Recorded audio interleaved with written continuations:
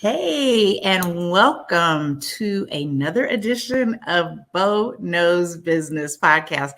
I'm your girl, Nick. Welcome, welcome, welcome.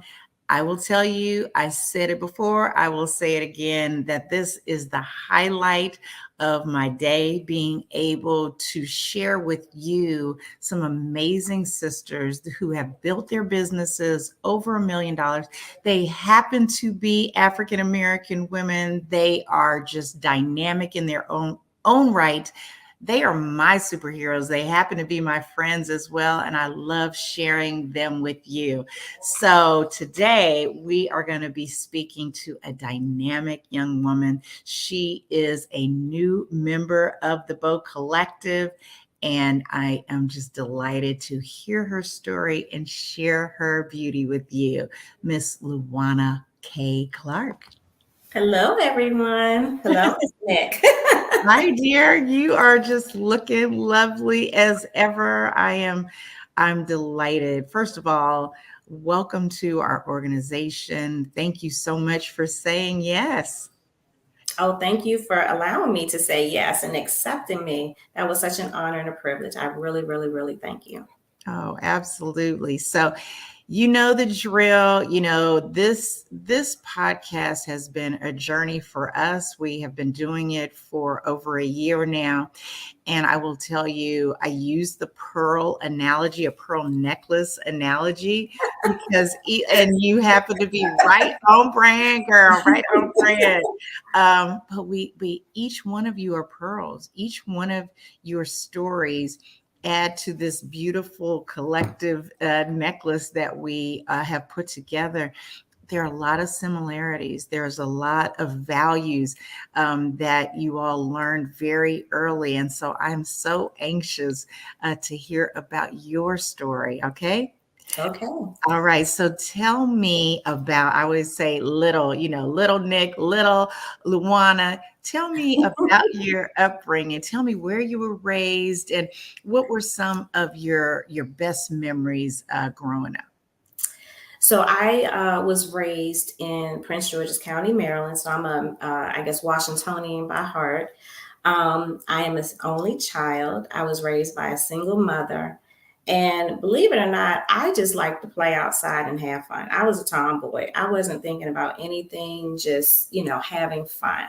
And that's the way it was. And believe it or not, when I was in high school, I actually wanted to be an attorney. And that's kind of how, on the flip side, I got into contracting Mm-hmm. because I had, I gone to college, got my master's degree, and then I was in the federal government for so long. And I said, well, if I start out to be an attorney, my salary is going to be really, really low. And I'm like, I can't afford it. I had a family at the time. So I said, well, let me see what the next best thing is. And so I kind of fell into contracting in the government. But I got it. I got it. So, and we started in the DMV area. There are a lot of government contractor, multi-million dollar businesses. And so I want to get there, but I want to take you back a little bit. So you said you were a tomboy, because I always think that there are nuggets there that, you looking back, you're like, take on it.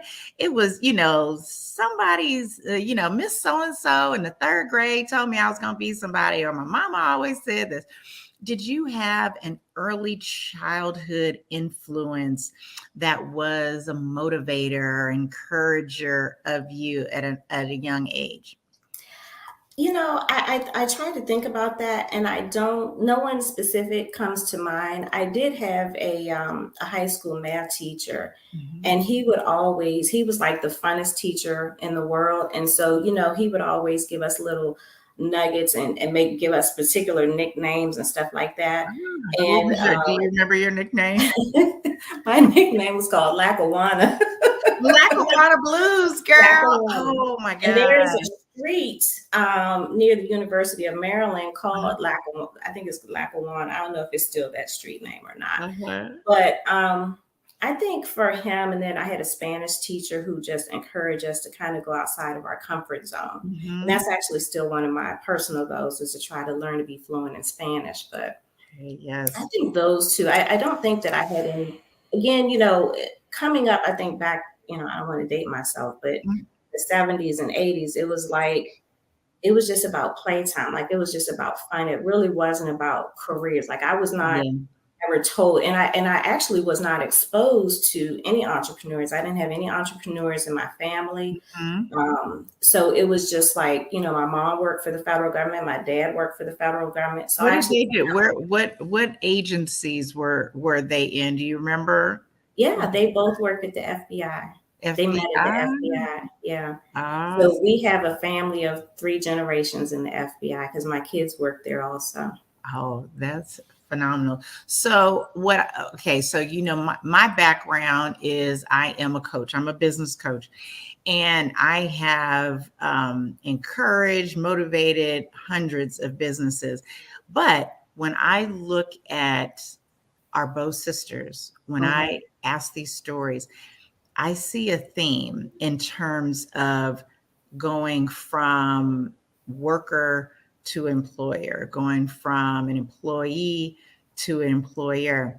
And my theory is this, that some of the most successful entrepreneurs spent a season being very well adept inside of a larger entity. It may be the federal government, it may be a large employer. And then they flip it, and their first client is the agency or organization that they worked with. I want to ask you your entrepreneurship story, and does it sound any or at all like that? In a way, I didn't go back to the FBI when I left, but I would have to say I was there for 25 years. And I remember it was April of 2014, and I was in a meeting, Mm-hmm. and the people had pissed me off so bad in that meeting. I can't remember what it was, but they had pissed me off. And I think it was just the accumulation of, not being able to motivate your own employees, right? Not being able to Mm-hmm. give them the resources that they needed, not being Mm-hmm. able to, better the organization and have someone listen to your opinion and value you as an Yes. employee. Yes. So I said, well, we were already working, nights, weekends, and stuff like that. And I said, if I'm going to work this hard, I'm going to work this hard for myself. So I Yes. remember coming home after that meeting that day, and I started my business on paper. And within a month, it was ready. Mm. And I had never dreamed of owning. Pause. Pause. What was on that paper? What So you got a lot of startups here. What were some of your big visions? And I really it resonates with me what you said, being a part of an institution, you're working hard, you're not being appreciated, your words are not being valued. So I'm really curious as to what your business was on paper. What were some of the non-negotiables for you? So, I mean, it was all the legal framework for putting a business together. And I think all entrepreneurs start out this way. You have a talent, right? You have a Mhm. knack for Exactly. doing something. And then, so you go off and do that. So I knew that I was going to continue in government contracting and just do it on the flip side. Instead of doing it for the government, I was going to be doing it on the private side. And Mhm. because I had all the background knowledge, I knew how to start my company. I knew what certifications I needed. I knew how to respond to RFPs and what they looked like. So it was just a matter of, having that first subcontract really and just moving it along. I mean, of course, there were other business things that you had to put in place. You have to put your business infrastructure in place. But as an entrepreneur, I think, when you're looking at research and history, they all have one piece of experience or talent, and that's why they decide, okay, I'm going to go start my own business. Mhm. That's great. So I talked to you offline, and I said, I'm a baby in in GovCon, right? And I I definitely believe I have some talents. I love training, I love coaching, but the matrix of responding to an RFP. first finding an agency? How do you identify, if I have something relatively generic like, business management, marketing, how do I go through and like narrow down for my, you all call it capture? How do you Mhm. figure out, which agency you court? Mhm. So that's a good question. So I think first of all, you have to. So there's a couple of federal databases. You have USA Spending and you have FPDS.gov, and so that is where the government houses, all of the I'm taking contracts that notes, they girl. I pursue. know I'm supposed to be interviewing you, but I'm taking notes. You said FDS.gov fpds.gov. And what was the and other one? USA Spending. USA spending.gov. We're gonna get our editor to be putting these little flashes for our team. Okay, go ahead. Okay. So that's like your research base, right? So Mhm. you go and find out, first of all, you have to kind of identify your NAICS code, which is kind Mhm. of the government's way of classifying different industries. So you Mhm. find out what your NAICS code is, and then you go to those government databases and find out what agencies are purchasing the supplies or products that you're offering. And then you kind of narrow it down from there. Do you want to be local? Do you want to, well, of course, you don't have a clearance or anything like that. So you kind of have to narrow it down. And then you want to look for smaller agencies, right? If you're like, we're a small women owned, we're Hub Zone, we're 8A. Try to see if you can find opportunities that are in your small business socioeconomic category. And then what you always hear every time you go to, government industry days, partner, subcontract. And that's kind of how, although when I left the federal government, I was already on a subcontract and I was working on my contract. I know as a business owner, you're not supposed to work in your business, but work on your business. But when you're first starting out, you may have to work in your business. And so I was a billable person. And then as I started growing the company through subcontracting, you hate to say that because you want to go out and you want to start at the big area and top, but most of the time it's through subcontracting that, with business partners and things like that. Um, and well, I think I answered your question about, Yes. how to narrow it down to the agency. Yes. And if you have friends or if you have a network, you can kind of target that agency to get in there as well. No, that's perfect. I mean, so many nuggets. And you talked about, I guess there kind of being a stigma for subbing first. Why, tell me what the argument is, why you wouldn't want to be a sub. I mean, starting out, that just seems like a natural starting place for me. Well, it's hard to be a sub. So first of all, if you don't have a relationship with a company, right, Mhm. big or small, it's kind of hard to walk up to someone and say, hey, give me something, right? Give me an FTE, add me to your contract, because their first question is, well, what are you going to do for me? What are you Mhm. giving me? What are you bringing to the table? And so I remember my first partner, I kind of stalked him on LinkedIn. Mhm. And we met at Panera Bread, and he didn't know me from day one. And I was even surprised that he took the meeting Took the invite, but he meeting. did. Mhm. And I told him, I said, look, I'm a hard worker, I'm dedicated, I do what I say what I'm gonna do, and I do it on time. And he says, well, I don't know you. I don't, you're telling me He this, said but you that. actually have to show this to You me. have to show me. And I Yeah. said, okay. So we became friends and we're still friends to this day, but I did have to prove myself to him. And Mhm. so, his questions to me, well, do you have your infrastructure in place? Do you have an accountant? Do you have an accounting system? Do you have insurance? Do you have a Mhm. bank?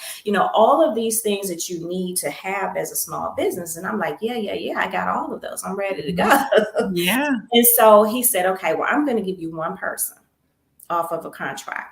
And so I had to go out and find that person. I had to hire them, pay them, and all this other stuff. And so once he realized that I had the capability of paying somebody every 2 weeks on Mhm. time and not having any issues with them, Yeah. then we continued to work and grow bigger. But from, coming to someone that you don't know, a lot of companies are hesitant to work with smaller companies because they don't want to put themselves where they're at risk for, not meeting a government deliverable, not filling a FTE on time, or, God forbid you don't pay your employees on time, and then they're in the government space talking about, well, my company didn't pay me on time. Yeah. Yeah. It's those types of things.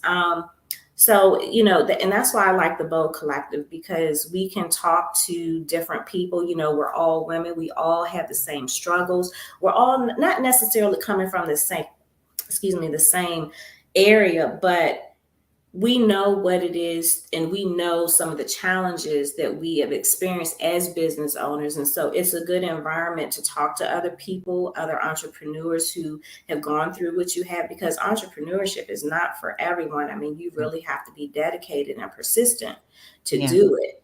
I Yeah. always want to say, like, A-type personalities are, entrepreneurs. And not to say that people can't, but it takes away time from your family. You have to have the money and the startup to be doing, and that's one of the things that the Bold provides, because that is a challenge for a lot of people. Do you have the money to start your business? Right, right. No, absolutely. Let's go back. You gave, I mean, just so many great nuggets. You touched on a couple of things I want to talk about in terms of, particularly with women. If you are a mother, if you are, you know, we all have some out Mhm. of the office responsibilities. What are some of the things over the years that you have learned, a nugget on balance, on, maybe it's not balance. My thing is, I just don't disappoint the same uh, people all the same time, right? So somebody gonna get disappointed. I Right. remember my children are 15 and 25 now, but my youngest, he was 5, and girl, I was on my way. I was in Bikram yoga at the time, and it was like 10 minutes to get to my yoga class. And the cutest little child in the household was like welling up with tears, like, Mama, don't leave. And I'm like, you better go on and watch SpongeBob. I'll be right back. Like, and I was undeterred. He was disappointed at that time, Mhm, right? mhm, But knowing that, okay, well, sometimes I may not be able to go after maybe a project because my son is competing in a track tournament or whatever. mhm. Though that is the way that I live my life, is having an ultimate perspective on, I have these different parts of my pie, and trying to give them the attention that they need. Tell me, what are some things that you look back over your life and you say, this is how I made those kind of tough decisions? Well, I think at the time that I started my business, and particularly my kids were grown, so the Lord put me in a place at the time that He knew I needed to be at it, because I have 3 kids, and not saying that they're great kids, but you do want to be there for them when they're younger, and attend all of those games and all of the sports activities, and just even some of the field trips that they go on. So you do. I think as women, we're naturally made to multitask, right? I think we're great multitaskers. I Yeah. think the challenge is when is enough enough, and that everybody Mhm. has their own points, and they should know when enough is enough. I'm actually being challenged with that right now, because I am a workaholic, right? So I'm Mhm. up late at night working. And these are characteristics of entrepreneurs, right? Lack Entrepreneurs, of yes, ma'am. sleep, lack Yes. of trips, lack of Mhm. everything else outside of your business. And you do have to. It is a tough way to balance. But I recently, actually, when we came back from our conference in Charleston, Uh-huh. South Carolina, I have kind of quasi adopted a family member, 11-year-old.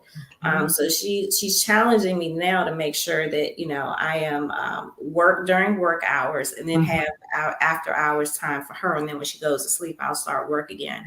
Um, so you do have to put that. But I will say this, because I struggle with this in my company even today. is you have to hire the right people to help and Yeah. support you. As a business owner and someone who's starting your company, you have that talent, but you don't know everything. Yes. The one employee that I had, I think one of the lessons learned that I learned with her is, I didn't know pricing. So I gave Mhm. her a salary that was much higher than what I Right. should Yeah. have been. Yeah. And Yeah. I wasn't bringing in enough profit because I was giving it all to her. Now, Yeah. I didn't take that away from her because she was a great employee. She stayed with us for a long time. But knowing how to price something Yeah. is definitely a good way to, go out of business or, realize, okay, I need to hire that expert. I don't know HR, never had to do HR. So you have Mhm. to hire people that will support you in your business in order to scale it and to grow it. But I think the most important thing is identifying you're not the expert in everything. And Yeah. you do need to hire good people in those respective areas to help support you so that as the business owner, you can go and manage your time, spend time with your family, and just unwind. Yeah. I'm trying to do that with a couple of the other Bow sisters. We decided last year in December, as a matter of fact, that we were Mhm. going to get together once a quarter and just unwind. Oh, well, that's my love language, girl. Anything that helps make your life easier through this community, Yeah. I'm really happy about, So I will leave you. This was extraordinary. It was extraordinary. I know that you have touched someone. I know you have educated someone. Let's talk about the collective. We've talked a bit about the mission. We've talked a bit about the community. What is your greatest aspiration for yourself within the collective? And then the second part of that is, 10 years from now, what do you hope that the world gets from this organization? Those are loaded questions. Let me see. So, can I share some news with you first before I do that? Absolutely. Absolutely. So today, and it goes to your point. Today we were notified that we are ranked number 50 in the Inc.'s Midwest regionals for the fastest growing company. So this is our second year Fantastic. winning that award, and so we're happy about that. And then that's also what the Bow recognized us for. I think it was Yes. 20% increase in our Yes. revenue within one Yes. year and 20%. So we're grateful for that. So I would say on the short term list, right, what we want, I do have a company, Acquisition Professionals, and then also we have a joint venture. And so my goal is to increase the revenue for the joint venture, Aurora Technology Solutions, within the Bow Collective, because it is a company that does IT services. And so I'm looking to really partner with some sisters on that and get some revenue. The JV Aurora Technology Solutions is on the 8A Stars contract vehicle. So we are a prime, and so we can help others get on the vehicle. But I really want to partner with people that have that knowledge and expertise. For acquisition professionals, we're about 65 employees, and I want to be able to double our revenue this year. I've Mhm. never had quite such a goal, but because I've been bringing on a lot of corporate staff, I think it's doable. And that's really what I want to do. In 10 to, I'm going to say 14 years, I want to retire. Mhm. Yes. Yeah. I want to retire. And I wanted my son to take over the company, but he told me no, he was not going to do that. And I said, okay, so I'm going to have to sell the company. What have you ever, I mean, it's just something that my husband and I think about, employee owned, stock owned company. Do you think that your company is being developed with internal leaders that you could help become owners? Not with the current people that we have right now, but that's Mhm. not to say that that's not a possibility in the future. Like I said, you really have to find people who are wanting to be business owners, because a Yeah. lot of people don't want to be business owners. So I think that you have to have that infrastructure in place to do so. That's perfect. That's perfect. Well, is there anything that you want to say that I haven't asked you? And I'll give you the last word on how people can stay connected with you. I just want to say that, when I left the federal government after 25 years, everybody looked at me, with side eyes. You're leaving the federal government, you're a good government job after 25 years.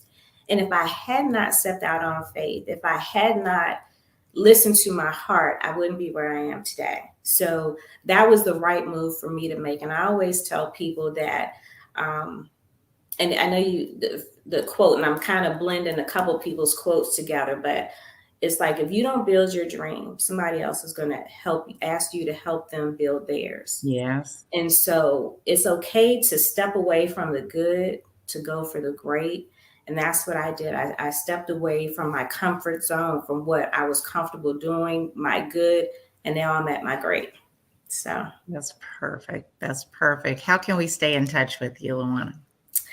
Well, we're on the website. Our website is www.acquisitionprofessionalsllc.com. We also have a bd@acpros.com email. And then we're also located in Stafford, Virginia. So anybody can just come into our office and say hello. Oh, I love that. Thank you, sister, so much. Thank you for, again, saying yes and adding all your time, treasures to not only your sisters, but our audience today. Thank you so much, Nick. I appreciate it. Thank you. Guys, that does it for another edition of Bo Knows Business. Didn't I tell you? Didn't I tell you it's going to be awesome? She's amazing.